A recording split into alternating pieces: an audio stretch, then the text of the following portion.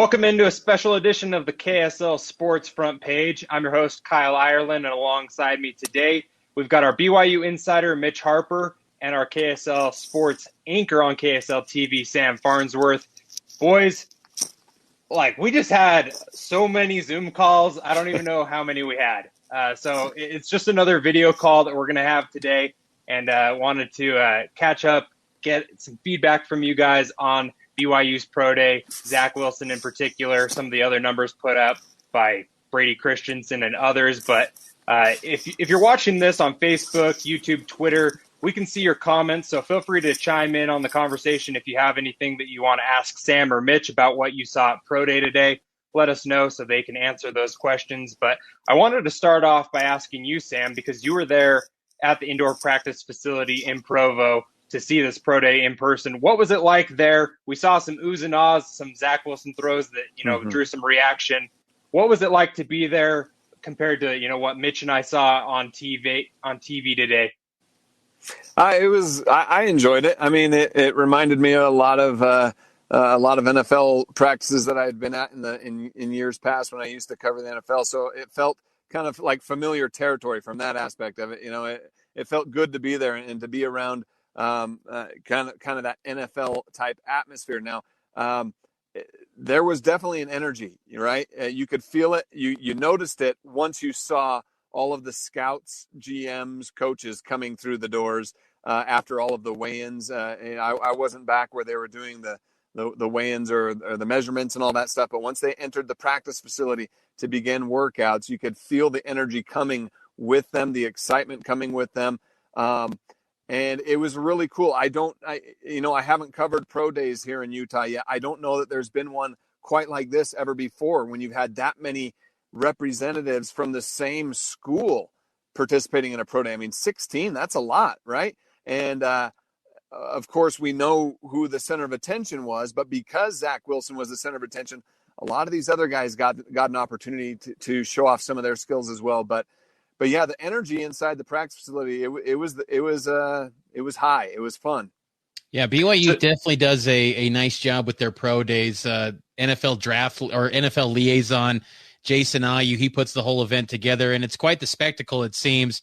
And from the appearance, I mean, even they got their own parking spots. The NFL teams, they pull up and they got their own logos. I thought that was interesting to see that. But I thought, Zach Wilson, the one question I think a lot of people had was his size, his measurements, where he was going to check in at, and he goes in at 6'2", 1 1/10 inch. It's the 6'0", I love the NFL style format of the heights because no one understands them. Do you understand them, Sam? As someone in the NFL, the 4-figure height measurements? Not at all. And why does it even matter, right? Because once you put cleats and a helmet on, you have to add a few more inches anyway, right? So I don't know. I don't think, it's ridiculous. And I think we've had several players prove that height really doesn't matter that much in the NFL anymore at the quarterback position. But whatever. The NFL, the NBA is doing it now too with their true heights. I don't know, whatever. Yeah, but I thought though he did check in at a good number at 6'2", yes. and then he's got 214. That's a good size, hand size 9.5 inches. So we got the full measurements up on KSLSports.com. But Zach was spectacular. I thought in the performance. What did you think on field level, Sam? Yeah, no doubt. As I was watching it, I think Daniel Jeremiah, he had a Zoom call that I think both of you guys heard. I think he said something similar. But as I was watching it, I was like, oh, this, nothing special here. That's because we've been used to it all year, right? We've been used to seeing Zach Wilson doing all these things. He made a few throws that I was still like, wow. He does a little sidearm sling, right? And then he does that across body, deep ball. Things like that where I'm still like, wow, that's really good. That's, I don't know if there's a lot of other college quarterbacks that can do that. But as I was watching it, and maybe this is because we've been spoiled this last year watching him for a full season, I was just kind of like, okay, is this going to be enough to impress the scouts? And then you see all of their reactions and all the reactions of the NFL world on Twitter and other social platforms, and you realize that, wow, Zach really is that special. Yeah, one of the things I asked Daniel Jeremiah was about that one deep ball where he rolled out to the left and then, threw across his body downfield. And, DJ just kind of broke that play down where Zach has so much power behind that throw where it's probably the most difficult throw that you could make, right? Because your momentum's going one way, you're throwing it across your body the other way. It's not like you're rolling out to the right, throwing with your right hand. And, it was impressive to see, what Zach was able to do in front of all these guys. I mean, there were 31 teams there out of the 32 teams in the NFL. The Rams were the only team that wasn't there. And there were a number of general managers. I think there were 7 there, along with 3 head coaches. And so, in the middle of all of this, 2 NFL trades go off that are just crazy. And the 49ers jump up into the top 3. The Eagles, they move around. The Dolphins move around with a deal as well. So, there's movement all going around Zach Wilson. And then, Zach Wilson's there in front of the Jets general manager, and he's also there in front of the San Francisco 49ers general manager. So all of this is just kind of crazy that the pinnacle of what was going on in the NFL today was kind of happening there in Provo. But I did want to touch on, Zach and, where he's going to land in the NFL, because it seems kind of like he's headed towards the Jets at number 2. And the reason why I think that's more solidified today is because Urban Meyer wasn't there, Sam. They sent Darrell Bevell, the offensive coordinator for the Jacksonville Jaguars, who obviously have the number 1 overall pick. But, Urban shows up, he goes to Trevor Lawrence's pro day. And I think that, that's something to me that I think, hey, like that's a pretty solid sign that the Jacksonville Jaguars have kind of solidified that they're going to go with Trevor Lawrence. What do you say about that? Yeah, I think it's kind of a foregone conclusion. If this is any other year, maybe they're talking Zach Wilson at number 1. But Trevor Lawrence is still one of those, after his sophomore season, they were talking about he would have been the number 1 pick in the draft. He's just one of those talents that don't come around that often. And you could argue the same thing about, Zach to an extent as well. But it doesn't shock me at all if that's the direction Jacksonville goes. What also would not totally shock me is if the Jets did not take a quarterback. I still think it's in their best interest to do so. If they're going to stay at number 2, if they don't want a quarterback, they should get out quick, because there's teams that would definitely want it. But it still wouldn't totally shock me if they decide, we're going to stick with Darnold and let's get him some talent around him. And then suddenly the 49ers become a big play for Zach Wilson at number 3. I think a lot of BYU fans would be more excited about maybe that fit than a Jets fit. But, yeah, you're right. The Jets are in a position where it's like, if you don't take Zach Wilson, people are going to wonder, what is wrong? Why didn't you take him? Yeah, and I think that, we're going to kind of see throughout the next couple of weeks. We're a month out almost from the draft, 5 weeks ago yesterday, I believe. And so we're kind of coming up on that period where teams are going to continue to push. And I think maybe even up to that, week of the draft, we're going to see some more trades. And, we see what the price is for number 3. Now we know what it would cost to jump up to number 2. But Mitch, I wanted to get your take on some of these other guys that performed at BYU. Obviously, Zach was there to highlight, but like you both have mentioned, Zach's attention and what he brought to Pro Day there in Provo also brought eyes onto some other BYU players, a guy like Brady Christensen, Matt Bushman, who's coming off of an injury. What did you see as far as the guys working out today alongside Zach? Any numbers pop off the page to you from these other BYU players? Well, Brady Christensen's a first-round talent. I have never understood why there's been this view that he's not a first-round caliber guy. He'll probably end up being a second or third-round pick because the value would be more justified for these NFL teams in those spots. But, I mean, the type of numbers he was putting up at the pro day today, you just don't see that type of work from an NFL offensive line. You're talking about a left tackle going 4.89, 40. I mean, and I know that 40-yard dashes are not important for offensive linemen, more the 10-yard split. But still, like Brady Christensen's a freak athlete. He had one of the best broad jumps we've seen since 2003 from an NFL prospect at the offensive line position. Christensen's big time, and I think that he honestly should be a first-round talent. I think he goes to maybe the second or third round. So I thought he did a huge number. I thought Chris Wilcox, I've been high on him for a long time. I did last July.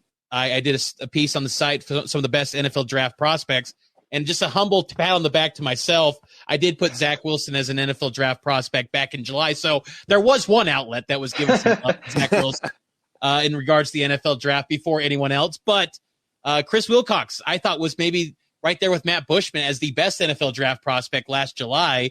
And I thought he did wonders of good for his draft stock, a 4.3 140 unofficial. Sam, you had the video on your Twitter feed, and the dude is blazing fast. I had visions back to his recruitment when it was down to BYU in Southern Utah. He was an Ed Lamb recruit, and he comes to BYU, and I think a lot of Cougar fans early on in his career were like, this guy can't play. He's getting burned by Toledo every single play down the field. He's giving up pass interferences to Arizona. But when he was healthy, he was a lockdown corner for BYU, and he's good in run defense too. So I think Chris Wilcox is going to be someone that's a 4th or 5th round guy. And I think Dax Milne too. I've been high on him. I thought it was smart that he declared for the NFL draft. Maybe not the greatest eye-popping numbers, but his film is going to win the day. And that's kind of the biggest theme with this NFL draft process this year, more than most, is because everything's done virtually. Yeah. So teams are relying on the film, and Dax Milne had excellent film for teams to look at in 2020. So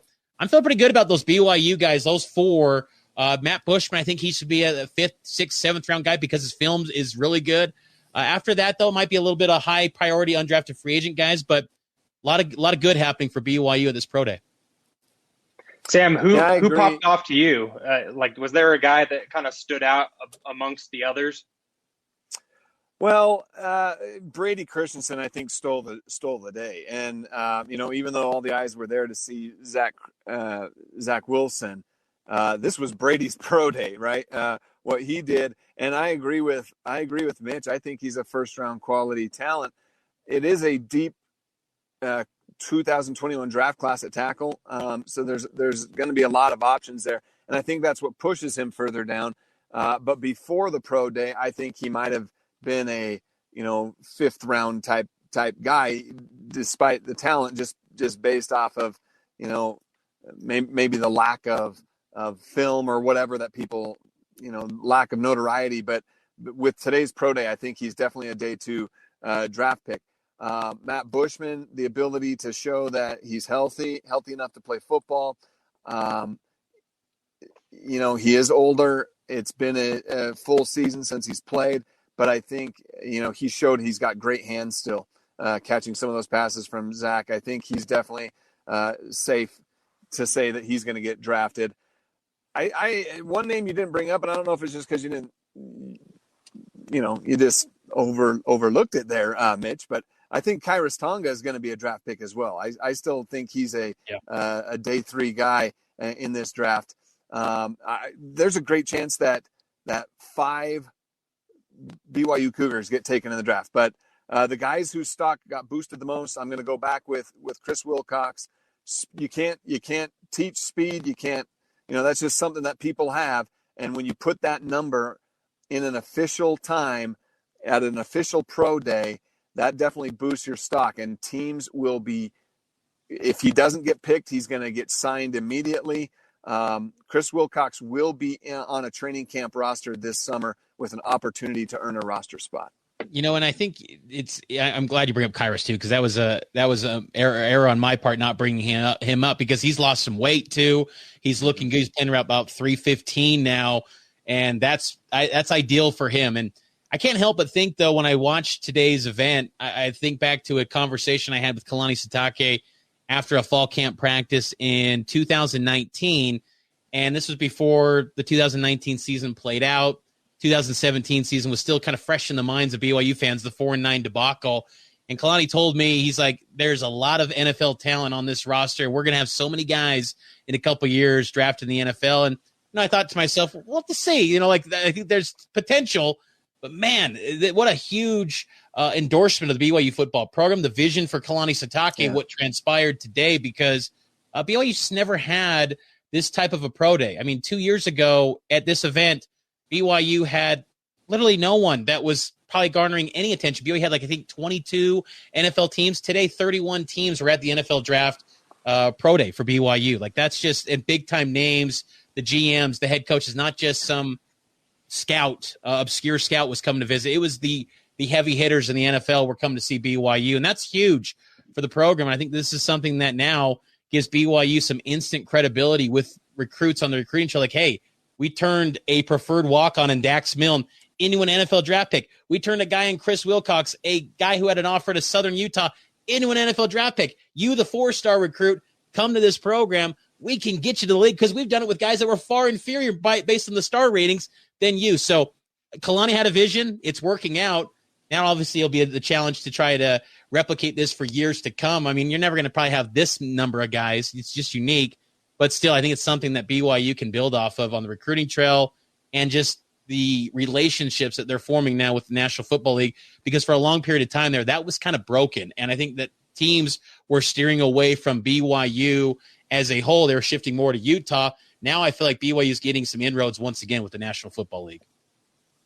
Yeah, that was one of the things I wanted to ask you, Sam, kind of along those same lines. Is I saw on the broadcast, I believe it was Fred Warner who was walking next to his former defensive coordinator, Robert Saleh. Did you see any other former BYU players that are now in the NFL who are kind of making that kind of impact on BYU years later, where they're coming back to pro day as professional players? Was there anybody else that you saw there that kind of was an advocate of BYU today for these pro players? Right. Maybe there were, and I didn't notice them. Fred Warner was the only one that I noticed. I was scrambling, doing several different things, trying to shoot video, trying to do tweets, but I was trying to keep an eye out as well. But I did notice Fred. Obviously, there's some former Cougars that are close to the program still. Chad Lewis, he's Matt's father-in-law as well. So he was kind of front and center there at Pro Day as well. John Beck, obviously, back being a former NFL guy back in the program, helping out with Zach and things like that. But, Mitch is right. BYU's kind of what the job that Kalani has done, not only for the program here, but the connection that BYU is beginning to remake with NFL again. It's happening, and no greater testament than seeing 16 guys working out for 31 different teams today at the indoor practice facility. So I think BYU definitely, they've got something special going on in Provo. You got to keep winning also for it to continue to go that direction. But as long as Kalani can continue to put together a good winning program, these recruits are going to come here because they know it's an opportunity for them to, jump their career. We always talk about it all the time. You go to college to study for what you want to do professionally, right? He's creating BYU football as that opportunity for people to come to prepare for what they want to do professionally, and that's potentially play in the NFL. Yeah, that's a great point. And Harvey Longy was another guy that was at the pro day. He was talking with some of the Jets.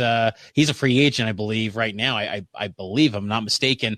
So we'll see. Harvey had a big year last season for the Jets. But yeah, I mean, BYU's just they did a nice job today. And I think that, you hope that this now pays off for the program to get some of these guys, highly rated in the NFL draft process, because I think it's just a lot of it is forming relationships too. I think that's a big thing. Whereas Kalani has made a vocal effort to make clear, like, getting guys to the league. It's not the end all be all. That's not his job description to get guys to the league. He wants to create great men on and off the field, but to get players to the NFL, it's going to do a world of good for BYU going forward. And I think that the way they showed out today, I thought it was impressive. And I think it validated why a network like NFL Network's hopping on, giving it national exposure, because, there's actually guys beyond just simply Zach Wilson. I know he was the center point.